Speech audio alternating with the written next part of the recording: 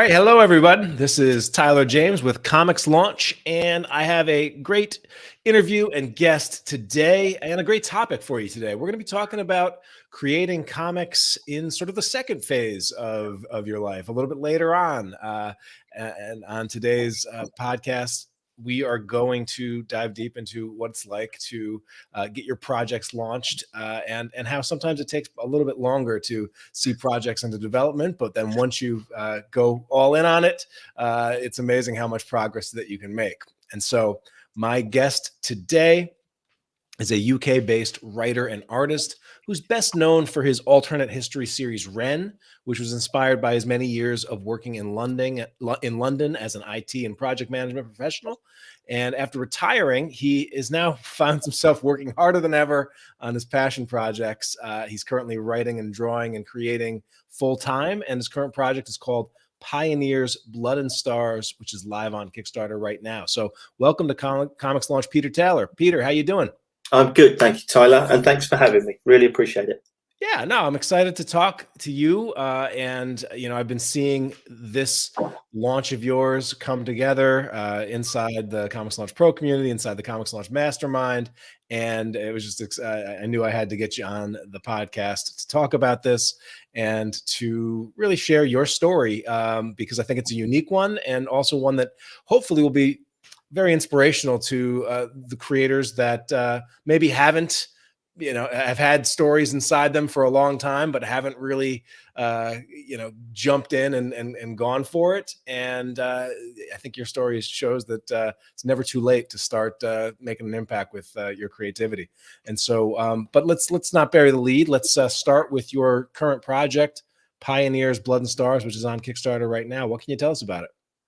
It seems to be doing really well, and it's great. It's a little more accessible than my previous work, perhaps, and kind of started with the idea of what if I put my abilities to something that people did actually want to read, rather than something that was just a thing inside my head that I wanted to write. The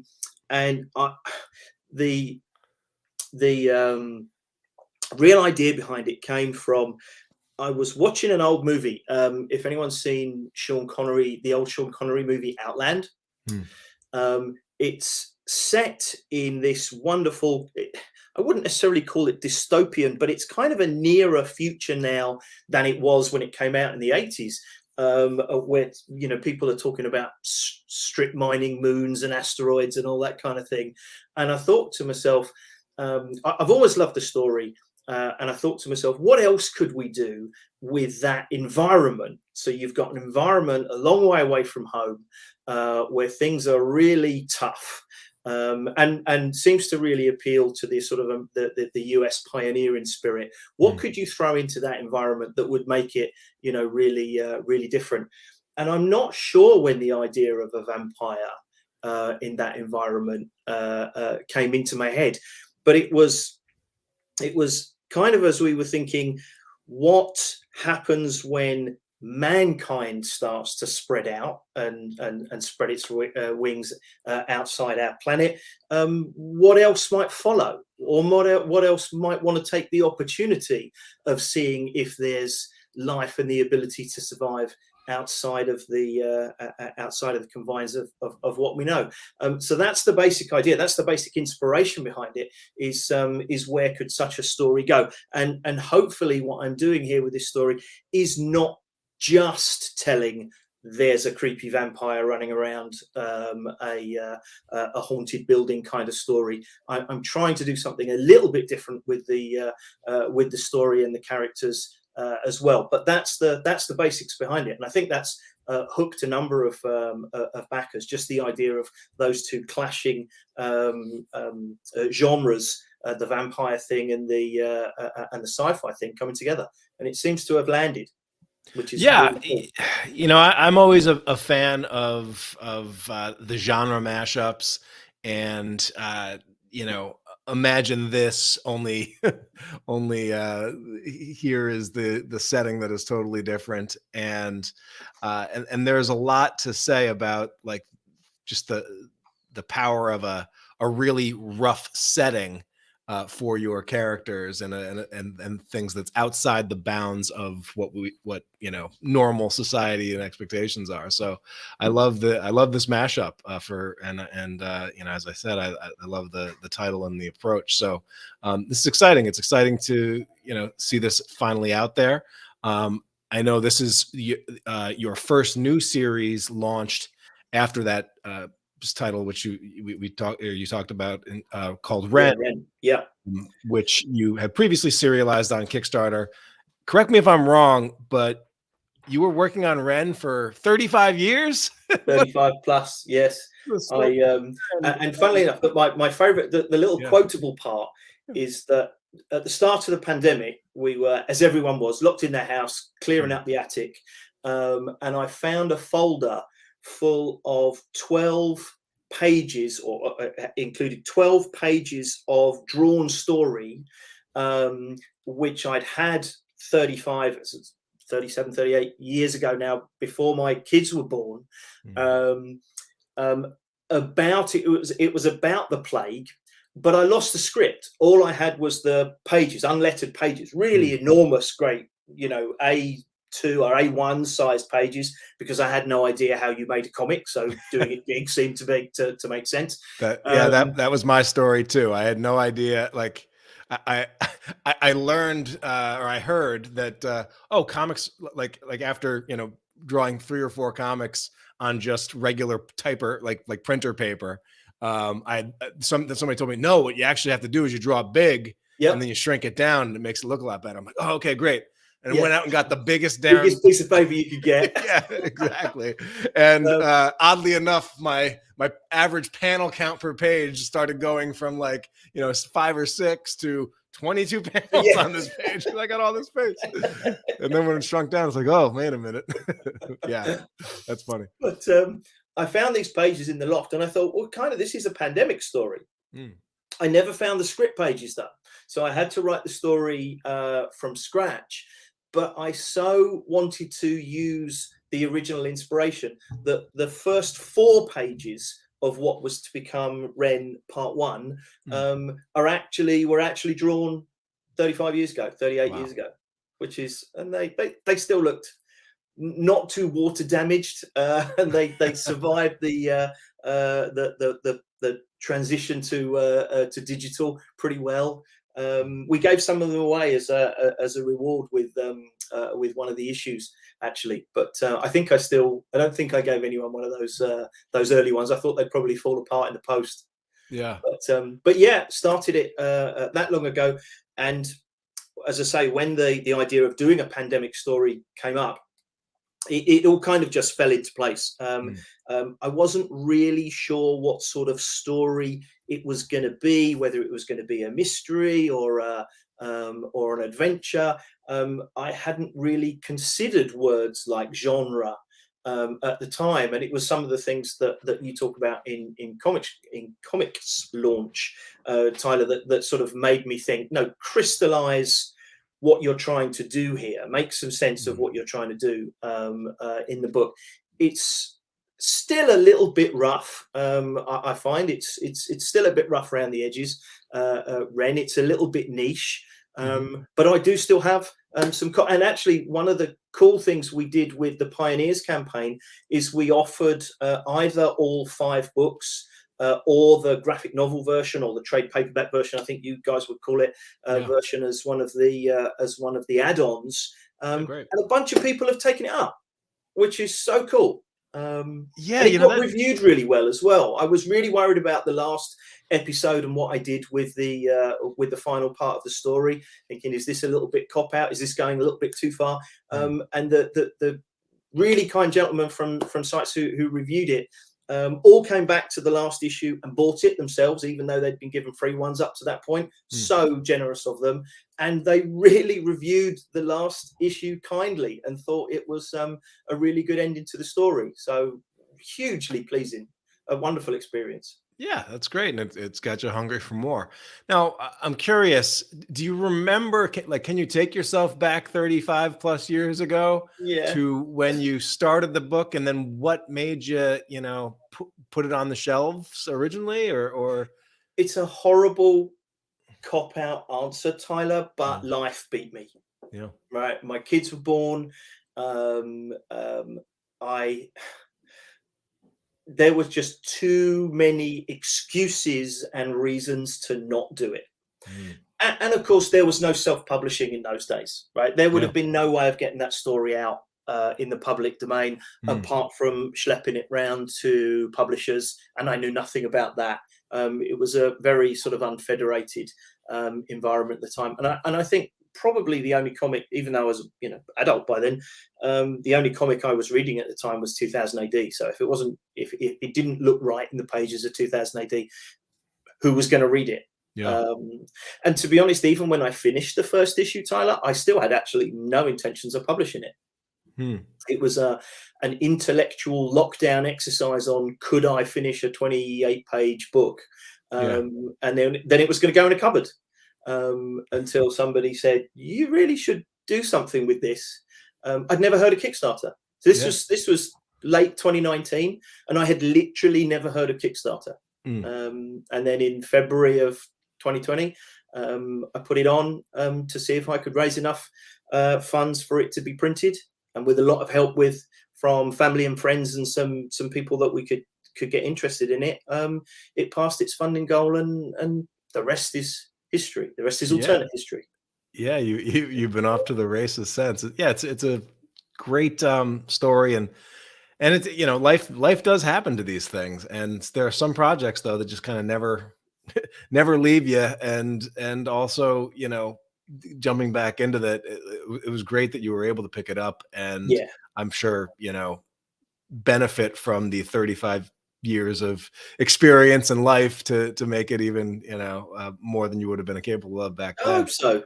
Yeah, no, Yeah. it's a good way of looking at it. I did feel for a long time that it was, that I let myself down, if you like, by not Mm. doing it, and it had always been on the back burner that if you ever get the opportunity, you have to try. You have to Yeah. try and see if you can just get it out of your head, and on paper. And if I can do it, literally anybody can do it. Yeah, it's funny. I'm sort of in the situation now where I have an artist who I work with on a project. Over 10 years ago, we started it, and then um, ended up doing an issue, and then he sort of had to bow out. And we had another artist work on the project for a couple of issues, and this was sort of before I saw the possibility even of successfully sustaining a project on Kickstarter, and serializing it, and was more focused on the direct market, and that just did not work out. And so, the project, like, even though I loved working on it more than probably anything else I'd ever written, and the artists that both artists were still pretty into the series, just sales like it's amazing how, like, sales just not being there and not making it sustainable can really put a damper on it. And it was also like, with one of the artists, like, had other offers, better offers. It's like Yeah. you can't justify them putting their time into something that isn't going to reward them appropriately. And so that project ended up getting shelved. But now we're sort of in a situation where the original artist and co-creator, like, has the time and has the interest to work on something, and we're sort of like, "Oh, well, what if we just picked up where we left off 7 years ago," or however long it's been. And so now I'm sort of in the position of like, can I jump back in and pick up right where I left off? And I'm going back and sort of rereading it, and trying to pick up those old threads of what I originally had planned, and what makes sense now from a new perspective, and what would I do, and it's an interesting project It is a really interesting process to go through. Is this still of getting relevant? back into it. Yeah. And most of the time, again, my experience is, of course, yes, it is. Yeah. And I think most people would find that. You think, a lot of water under the bridge. And as you say, most projects of the type that we produce do stand the test of time. And can withstand that revisit, and maybe improve by that revisit as well. So yeah, I would absolutely say to anyone who's got a project that's been burning, even if they have started it before, just bring it back. Just see what you can get out of it. The fun's in the doing it. Yeah, and I kind of see so both ways. Like sometimes, I'll hear creators be like, "Well, I had this idea in high school," and there's part of me that's like, well, if you've only really had one idea, and here we are, like, dozens of years later, like, does that bode well? And then at the same time, it's like, oh, but you had that idea for a reason. You had that passion for a reason. If it's still lingering all these years later, there must be something there. Yeah. And so, you're a case of, you had that idea, you dusted the stuff off the shelves, you had some, you had a starting point, and you had, a situation where, like, a once in a a once in 100-year situation where there's a shutdown, and you need something to survive, right? Yeah. Keep your sanity, and so that was a great starting point. But what I love is that, like, you wrapped up that story, brought it to a conclusion, and realized you weren't done. You had you had a lot more in the tank, and new stories that you wanted to tell. So I guess talk a little bit about that. Like, what made you realize, oh, and when did you realize that, oh, wait a minute, this is just the beginning? Yeah, I think after the first issue came out, then I thought I've got to finish the series, and it was planned to either be a 2 or 3 part series. Sorry, a 3 or 4 part series, and it stretched quite comfortably to 4. And at the end of the 4th one, it's as I say, I am in a fortunate position. I was able to negotiate being laid off from my employer of nearly 20 years at the sort of midway through the pandemic. So Ren was evenings and weekends for the first sort of few months. Then negotiated my exit from the company. Was lucky enough to be able to put some money away to say, okay, you're now essentially retired or semi-retired. Put a little bit of a pool of money away to sort of fund some of the work that we wanted to do with the books, and see where it can go. And it was towards the end of the 3rd issue, probably, when I was sort of sweating over the 4th installment. Can I do this? Is it still going to make sense? Do the ideas stand up? All that worrisome stuff that we do. My mind started to drift to, so what happens after that? You can't just carry on trying to go to Comic-Cons with a series of 4 issues on your artist alley table. So what do I want to do? Again, fortunate enough that I am basically retired, and we're downsizing the house and doing all the things that retirees do to sort of stretch out the retirement income as long as it wants. But I'm not a keen gardener. I don't just want to sit and watch Judge Judy all day. Yeah. Half a day I will happily watch Judge Judy for. I must admit, I'm a little bit of an addict, but the rest of the time I just wanted to do this and express myself a little bit more, and try something really totally different, and see if I could stretch myself a bit. I'm still learning so much. I still regard myself as an illustrator who writes a little. So I'm learning to write. There's some good people around me who are teaching me to improve my writing. I've gone digital with the art, which is something that I never thought I would be able to do. So I'm learning so much every day that it's a process, and is something that I intend to do for the foreseeable. Yeah. So how did in the time before you sort of negotiated your layoff and have entered this sort of next phase of pseudo retirement, how did you keep did you keep your illustrative skills sharp, like over the years, like or was this kind of something that you just kind of dusted it off? Kind of kept it just about oiled, I would say, with sort of small creative projects, like, I don't know, the occasional Christmas gift for someone. My wife I would paint a picture for my wife occasionally, or something like that. I did also do a few I've been doing some murals, Hmm. wall murals for people. I've just recently printed up a flyer because some people say that there may be some other people would like to do that. I would do waiting rooms in surgeries.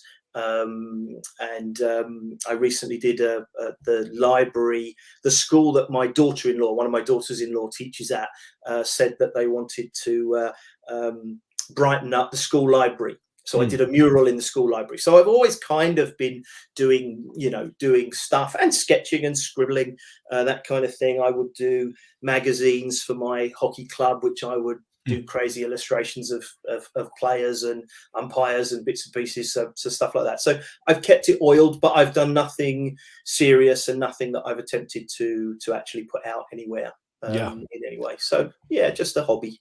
Yeah. So, I mean, I hear a lot of creators who, sometimes you talk to them and it's like they almost resent the day job as keeping them from their passion projects or their dream careers or things like that. But it didn't sound like that's where you were. No. You enjoyed the work that you did, and did you ever sort of envision like a future where, well, No. yeah, interesting. Kind of like most of us these days, I thought I would work until I was dead. Because that's the only choice for a lot of us, right? Yeah. You have very, very few opportunities to change your direction in your life. I've been lucky enough to have a couple. My first chosen career, I keep this very quiet. So my first chosen career was actually a hairdresser. Where that came from particularly, but I did my qualifications of that while I was still a teenager. Tried to get a mortgage on a business in London. I was going to be cool and trendy in the early 80s,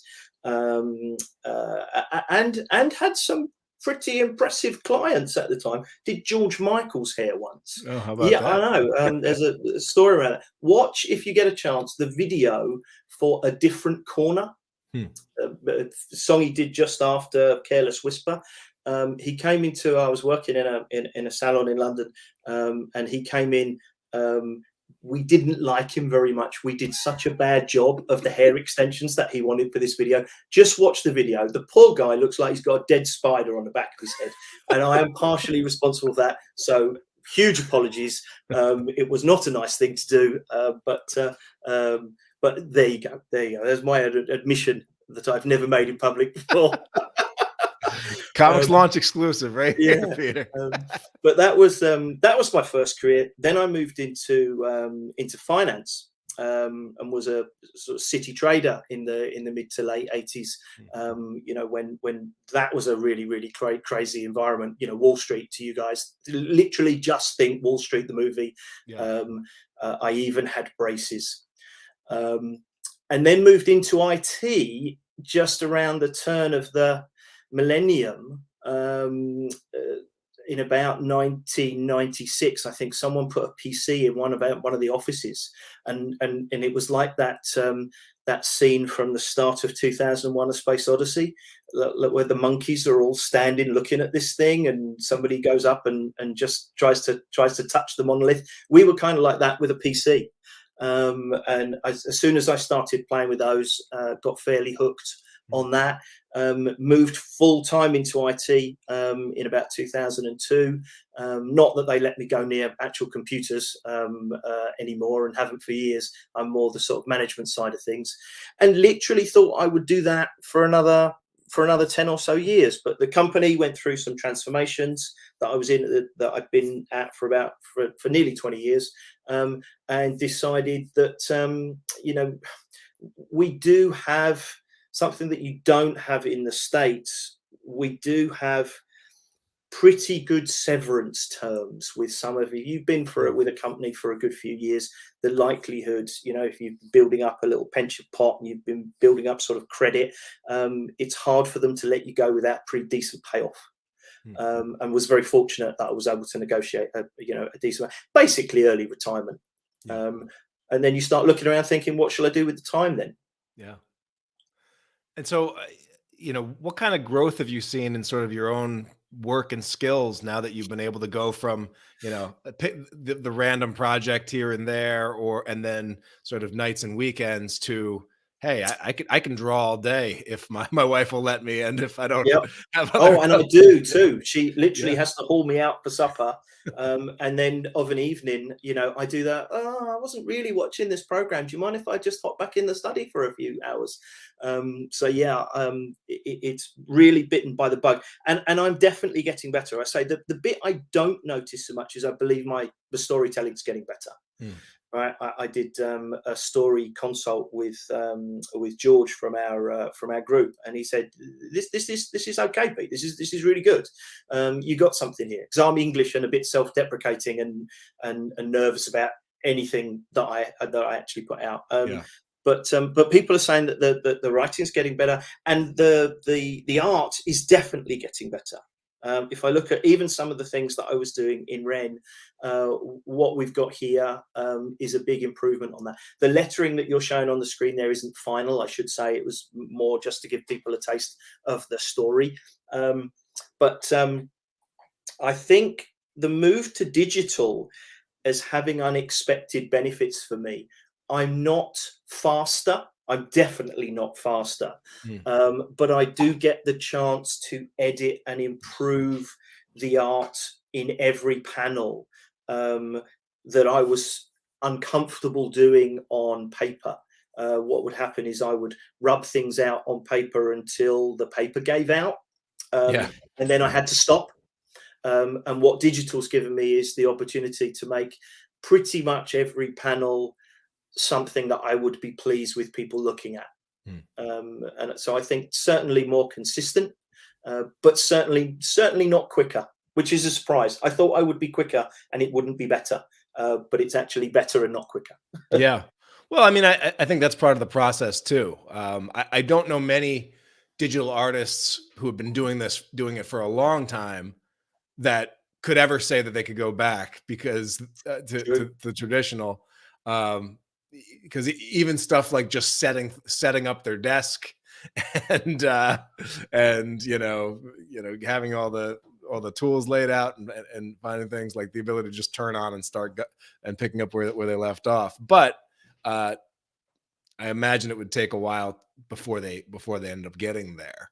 And I also know, like, there's so many hacks and cheats, and you see like random, social media videos of people like, oh, here's my brush that I do for bookshelves, I and know. and they've got Crazy. and they do like something that would take you, if you were doing it by hand, hours, like they just did in a second. And it's like, oh, okay, how do we get more of that? I'm curious, like, to learn digital, to teach yourself this new stuff. Um, how did you do that, or what resources do you have for anybody that's maybe been trying to move to digital? Like, have you learned anything? Well, Do you have any resources or things you want to call out that helped you sort of get up to speed relatively um, quickly? the probably the best resource for me is there's a website called Graphicsly.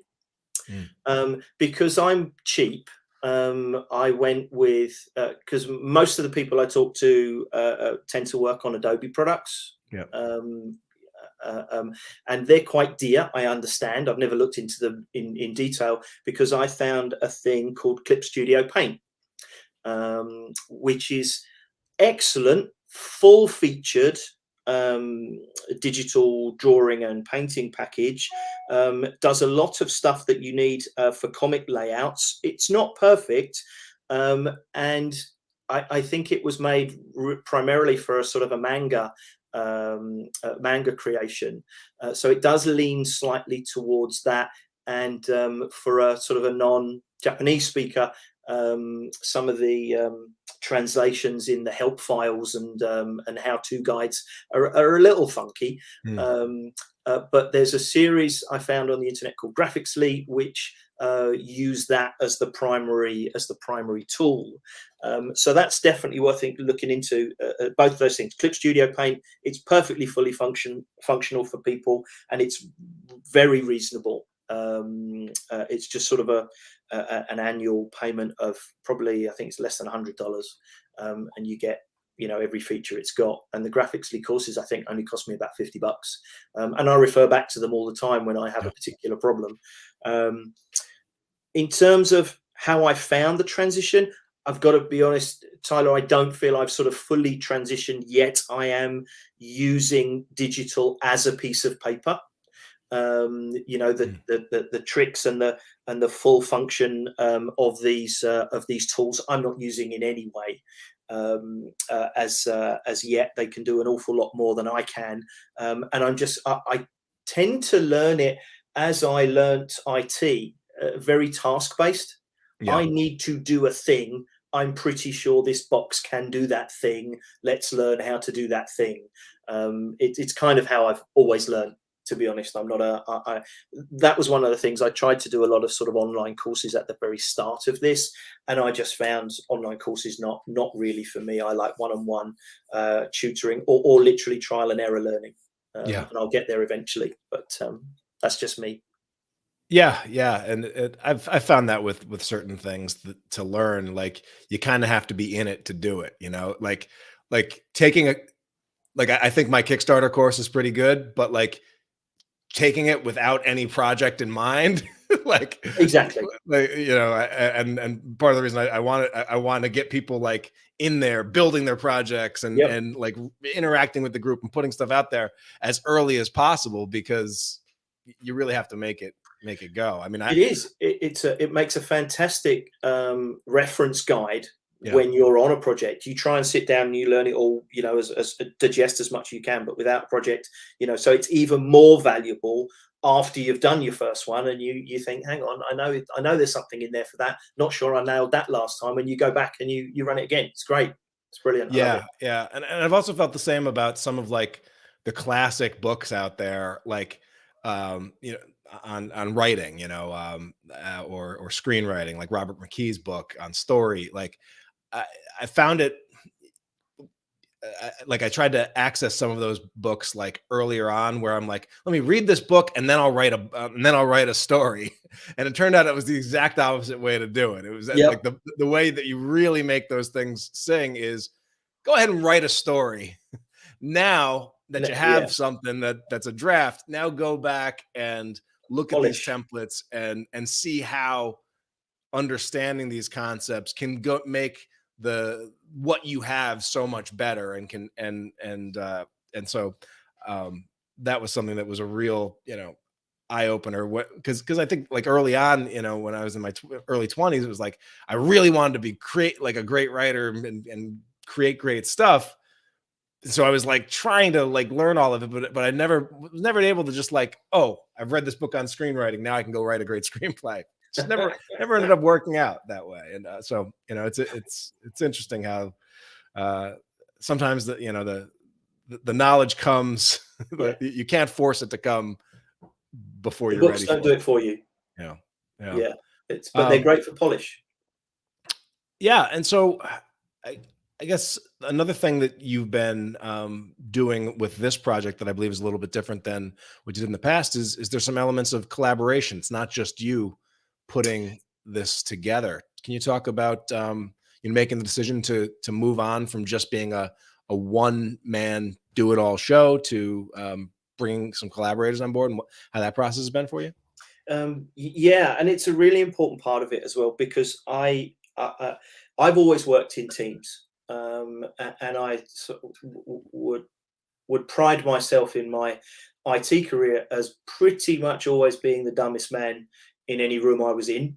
I was fortunate enough to surround myself with really, really talented people, and what I brought to the table was the ability to help them talk to each other. And particularly in IT, that's a really relevant thing to be able to do, because everyone's got their skill set, and quite often communication, is something that is secondary for their concerns and what they're trying to do. So if you can put somebody like me who can get people talking and make ideas make sense to different people, then that's got some value too. And it was the same with the and I wanted to do the same with the with the writing and the book creation. Ren was done. I won't say 100% by me, because that's not the case. But the colouring particularly was put out issue by issue on a sort of paper page kind of deal. And I like the idea of using different artists to bring something different, sort of issue by issue. And I've worked with some really good people on that. But this time I wanted it to be a true collaboration. I wanted the people that I work with to have more of a say in what goes on in the story, rather than just, here's a piece of paper, could you please bring that back with pretty colours on it? And I've found Falk, who you've got on the screen there, who really has no concept of how good he is. He knows he's good. He doesn't know how good he is. I would, if there's a link on there that will take you to more of his work, and I would suggest that everybody clicks it, because the guy is well, I don't know how he does what he does and how he's able to create what he creates. I didn't actually realize that he colored. I thought he was a digital artist in his own right, as you can see on there.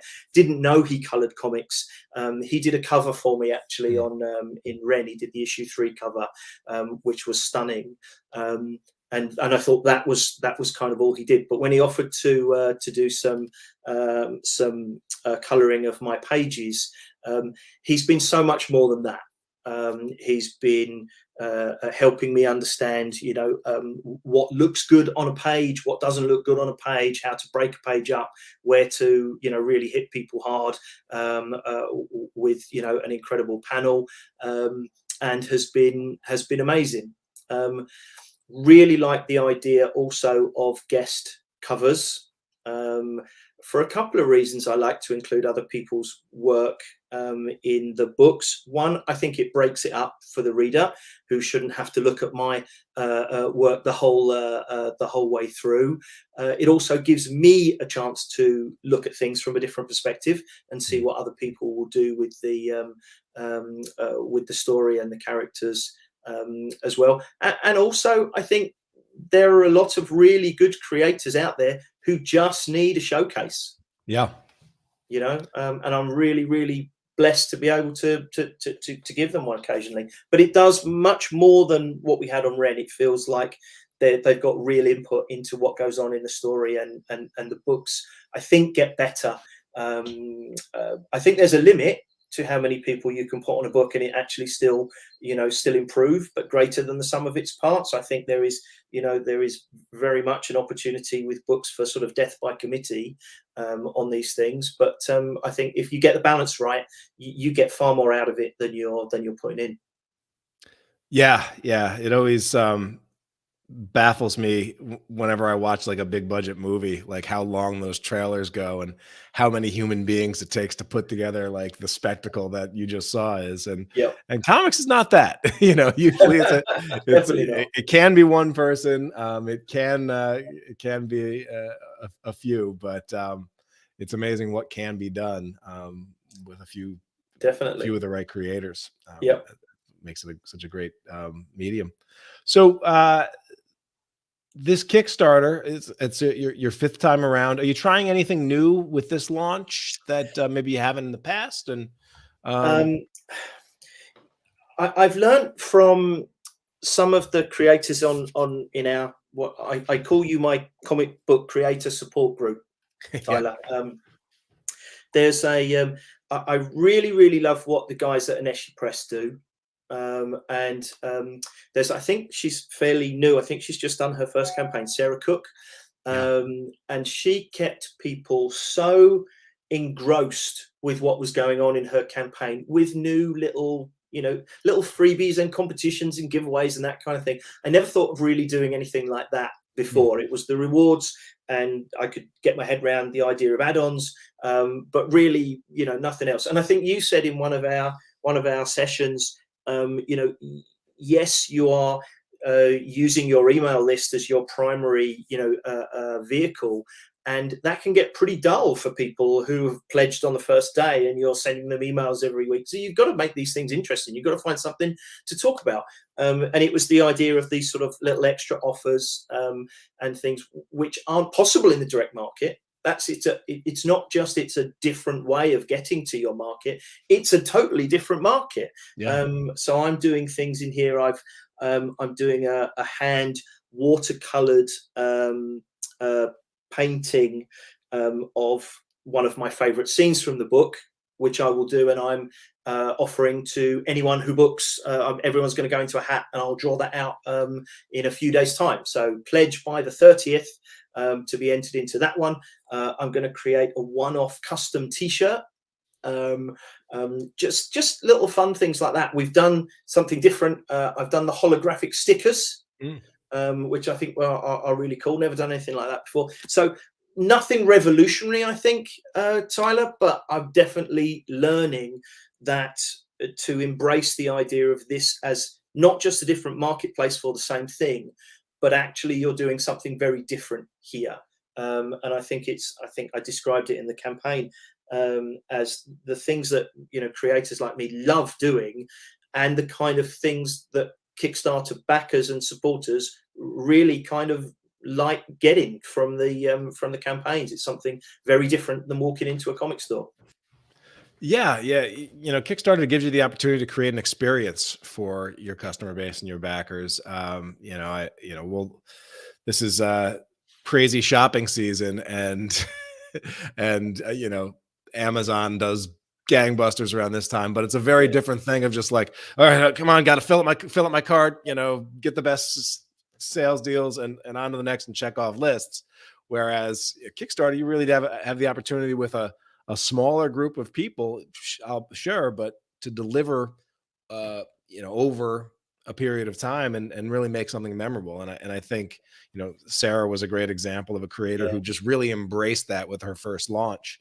And some of the stuff that she was doing and just the energy that she was taking, I'm like, that reminds me of my very first launch and how I kind of like threw everything at the wall. But like every day was like this opportunity to just continue to make it the most important thing in my world and in the small group of people that were following it, and it brought more people to it. So I agree, and I think the fans that have signed up for Sarah's campaign particularly, they're going to be fans first for life. Yeah, I think there's a real I felt a real connection and a real relationship developing there with her, through her communications and what she was doing on the campaign. That's remarkable. Awesome. Well, we got a little time. I want to do the comics launch speed round with you, if you're up to it, Peter. I'll give it a try. All right. Finish the sentence. Kickstarter is blank. Liberating. Great. So I've been seeing actually a lot of changes on the Kickstarter platform lately. It seems like they're experimenting with different things. But if the powers that be at Kickstarter were listening, and you could change one thing about the Kickstarter platform, what would you change? I think, to just give this a serious answer for a second, I think they're going to have to work out what they're going to do with the zombie backer. We're seeing this at the moment that people pledge, particularly for high value items, and then pull out at the last minute.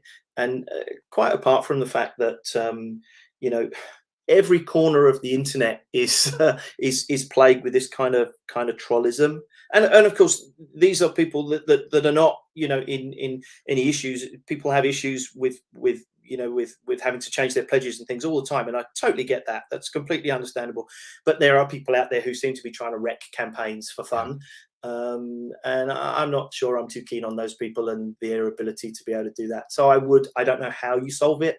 But I think it's souring things certainly for creators, and I think it's probably going to sour things, particularly when you get a campaign that looks like it's funded, and then all of a sudden somebody pulls the rug out and something isn't funded. That means something's not going to get created that otherwise should have been. So I'd like to see them do something about that. Yeah, and I have seen a couple of things that Kickstarter seems to be doing.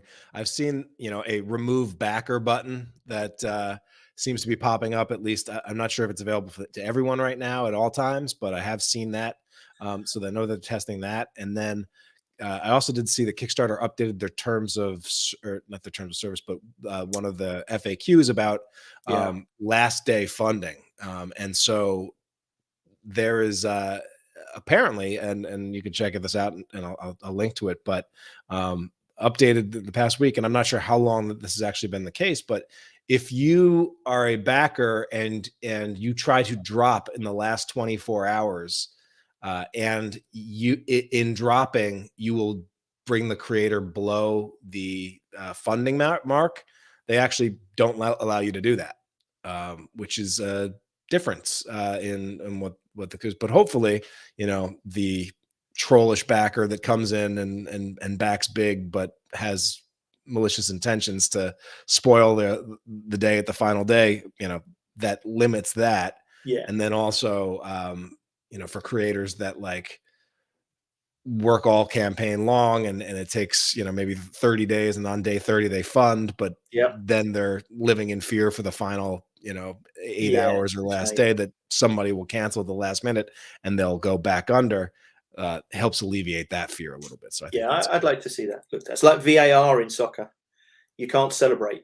You think you celebrate, you can't celebrate because there's but yeah, it's a fact of life that there's people out there who just kind of want to spoil things for others, but it is what it is. It's a part of it, and there's so much good with the platform, but it's hard not to, especially when it happens to you. It's hard not to want to rage about it. All right. What's your secret weapon? A tool, a resource, an app, etc., that you couldn't make comics or create without?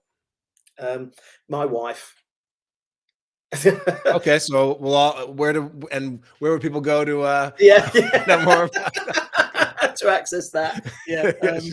I got to say, she could have asked me to do a million things when we had this opportunity to spend more time together, and we are spending a good some quality time together.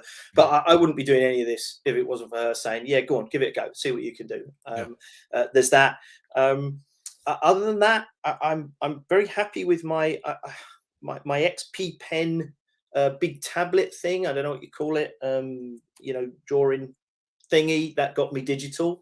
That was certainly a buy which I hesitated over for months and months and months, and then splashed out on it and really not looked back from that. Had to buy a bigger desk to put it on, but other than that, but yeah, I still tend to spend my time, Tyler, more with the sort of IT project management-y type apps and things, agenda and stuff like that. I tend to be more my little playthings than anything useful as a creative tool. Those productivity tools. At the office, but how much productivity time has been wasted trying out new productivity tools is but when you find one you love, can't do without absolutely. it. So fulfillment is an area that often trips up Kickstarter creators. You've had 4 campaigns fulfilled now. Do you have and I'll put a little twist on this, do you have a UK specific fulfillment tip for our listeners? Sometimes I feel bad that I only can share my perspective from the US market, but anything in particular that UK creators should know about, be aware about, related to actually delivering your products to backers in the UK and abroad? Again, I'm still fairly modestly sized, Tyler, so I have not explored, the backer kits and the other stuff yet. And I do have a helpful wife who is happy to help me with mailing labels and things like that. So all I would say is, if there's a creator in the UK who is wondering how you get this stuff done, it's all possible. Find yourself a good printer who will, who you trust to get things like color balance right when you don't really understand, all of the acronyms that he's going to run through with you. And if anyone wants to ping me offline and ask me who, for a couple of good ones, I can certainly share a couple of good ones. One actually isn't even a comic book printer. They print other stuff, mainly leaflets and menus and things like that. But they said, yeah, we'd be happy to give it a go. And in true English style, they got it to a point I was incredibly happy with some of the work, with the work they did on Ren. So really, really helpful people there. No special source, right? Anything I need for packaging, I can get on Amazon. Anything that I need to send, my local post office is just really, really helpful. They hate the sight of me when I come up sort of once a quarter with my armfuls of books for a few days. But it's all there. Could I do better and trim costs a bit? I probably could. And, the further I go, that's kind of on my list to, get budget under control, and make these things, actually, not cost negative when I come to things like, postage and packing and all that. So I've got lots of improving to do there myself too, but it's all just possible. So even with no knowledge of how you do these things, you can get through it. Yeah, great.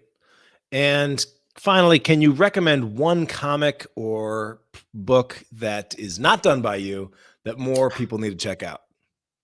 Well, I tell you what, actually, I was fortunate enough to go on a podcast last year or early this year called the Brew Gooders podcast. It's run by a bunch of Scottish creators and shop owners in Scotland. And they talk about beer, and you're invited to go on their program with a guest beer of your choice. And we talk about beer for half an hour, and then we move on to the subject of comics, which can sometimes seem a bit secondary. But they published an anthology earlier this year on Kickstarter, and I supported it more because they were really kind to me when I was doing Ren. I know it's available. That you look up Brew Gooders on Facebook. Their primary location is Facebook.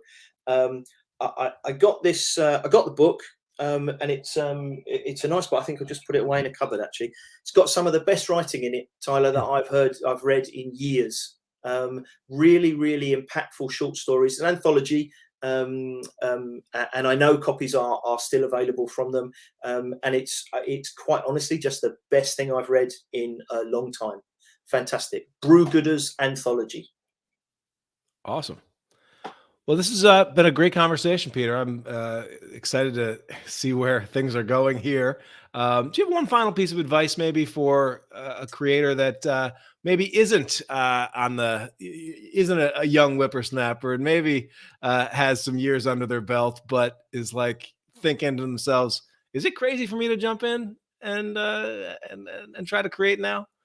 You know what I'm going to say, Tyler? I'm going to say have a go. Right, you lose nothing by trying. And I say I started this out with the idea of selling one copy of a book to a stranger, right? And anything else that I've done after that is gravy for me. I learned a lot about myself, learned a lot of good stuff about what I want to do and where I want to go with this.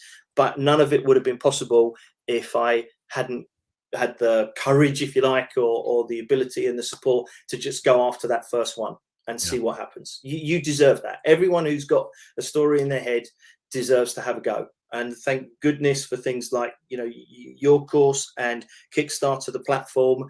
There's now, it's completely possible. And it's incredibly, I'm a better person and I feel better and more confident and more comfortable for having done it. Fantastic. Yeah, that's a great reason to do it. And above and beyond, all the glory and the financial rewards and all of that stuff that, may be out there, but, to be able to say that a little piece of you is out into the world and making people's lives a little bit better. Can't do better than that. What a privilege. Well, so obviously, we are. You're in the midst of this Pioneers launch, and the goal is to get this thing is already funded. The goal is to get into as many hands as possible, and it's already tracking, I think, to be your most successful launch, which is great to see. Yep. Going into 2023, which is right around the corner, what do you see as the next steps coming up?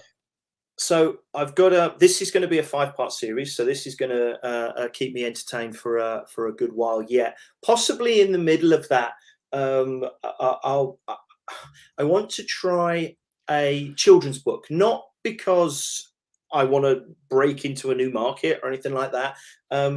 I It's kind of it's like Ren. It's a story that I just want to tell. We're out in the country a little bit, not in the middle of we're in the suburbs, and I have a family of badgers live in the back garden. Nice, friendly English badgers, not nasty, mean, spitting American badgers. So just tea drinking, just That's exactly it. Yeah, and they're really cute, and they come up and we feed them, and they chat to us in the evenings, and I think they deserve a story, and they're kind of fun to draw as well. So we're going to do that. And I've also written a few bits and pieces for anthologies, so I'm hoping to pop up again just so that people get a chance to sort of see the work and maybe jump onto to one of the bigger series as we go down the line. So hopefully, while my eyesight holds out, lots more from me.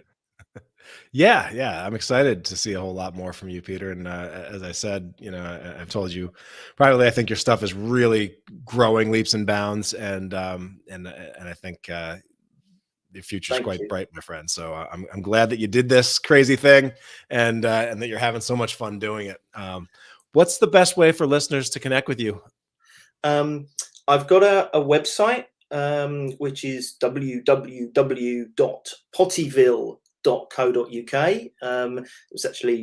That's a name that has something to do with my kids that are now all grown up, which I'll tell you all at another time. Or you can just drop me a line. Email's nice and easy, petersky@sky.com. I would absolutely love to hear from people. Always happy to chat. Awesome, Peter. Well, we wish you the best of luck with Pioneers Blood and Stars, and we'll be watching for more from you in the new year. Thanks, Tyler. Real pleasure. Take care, everyone. See you soon. Yep. And everyone watching, thank you so much for tuning in, and we can't wait to see what you launch next. Take care now. And have a wonderful Thanksgiving to everybody out there. Enjoy it. Don't eat too much, and go Cowboys. All right. Take care.